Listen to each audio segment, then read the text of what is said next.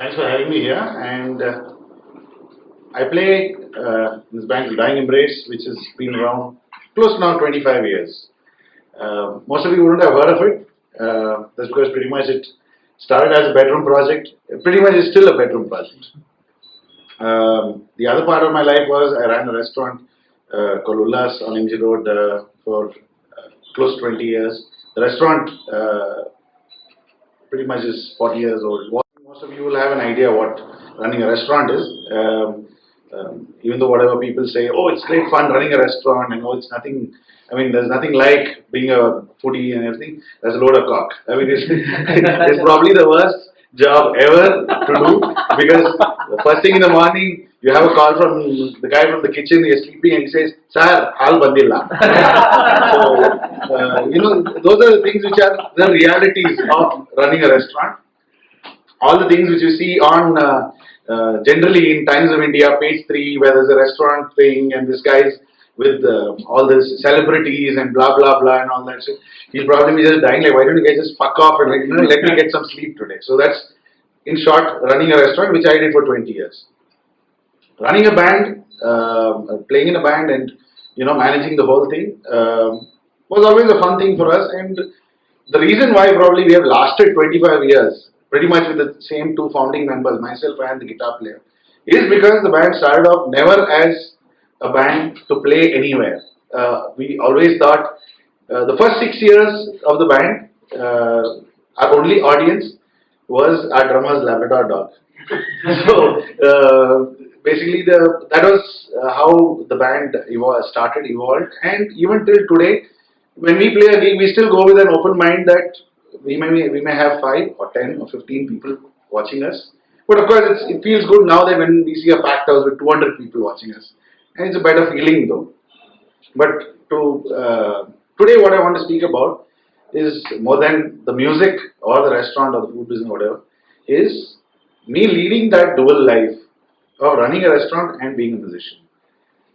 The whole thing was, it's very difficult to make somebody understand, a general common man, what this music is. Heavy metal itself is generally looked down as noise. Most people don't comprehend this style of music. So it's when you don't comprehend, they don't admit it that they don't understand what they're listening to, but they prefer to just write it off as noise. Which is fine by me, which is cool, because if it's pissing someone off, then it's serving my purpose. So I look at it as a plus point again, because okay, somebody's not really getting into this, trying to get into this, then he should be tortured. Which is, I think the music is actually doing it for me. The best part is that there have been in these last 20 years situations where I have come across people at the restaurant who have at some point seen me at a show, or the other way around, where I am at a show and somebody who's visited the restaurant, seen me there and is surprised to see me here on stage. So these questions which I get is sometimes when somebody tells me is, how did your band survive for 25 years? So I tell them it's just because the lulls. It's always kept us entertained. There is no money, there is no returns, there is nothing, but the entertainment what we sometimes get is priceless. And that's what has always kept the band going. We always have people come up to us at shows, when they say, take you to the side, hey dude, can I buy you a beer and all that. So I'm like, no dude, I can buy my own beer, but I appreciate it. And then the reason to buy me a beer is to ask, what drugs are you on? So it's really funny, over years where I have encountered the most bizarre, weirdest questions ever. I still remember there was an article about our band written in the Times sometime around 97, 98, around something like that, when we had released our album. And those days there was no cell phones, there was no email, whatever it is. And that person who wrote the article put my landline number into that article. That day, the day that article got published in the newspaper, I think all put together, my father and mother, in between them, answered close to around 95 phone calls from 95 different weirdos whom in the end my parents actually started asking me is that what you're doing, is it normal? Funny thing is, almost 20 years down the line, I still get the same question. So I sometimes wonder, do they do this on purpose?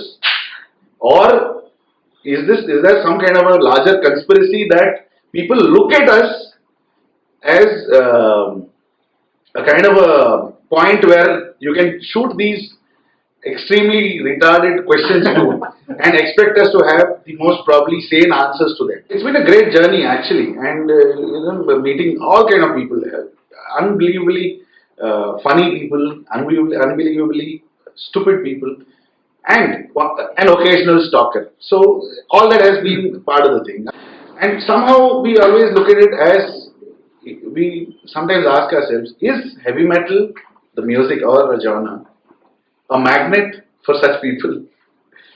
And are we in the wrong place, or are we in the wrong, doing the wrong music, or are we attracting the wrong kind of people? But also it has been that I have met a whole bunch of great people who have over time been great friends, supportive, and been with us all the while and stuff like that. But it's been a great journey leading this dual life. Recently we closed the restaurant down, and somebody saw this newspaper write-up which Tejasvi had written in the Business Standard, and some store which is in the same complex which is there.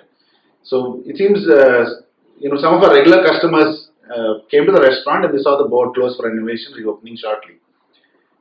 And they apparently asked the neighboring shop, "Yake yenaitu? 40 years they've been running the restaurant, he suddenly closed mabitru." So this guy apparently said, "Yen gotilla bala kashtadalli irbeko, aur maga papa orchestra ಆಡ್ತಾ ಇದ್ದಾರೆ."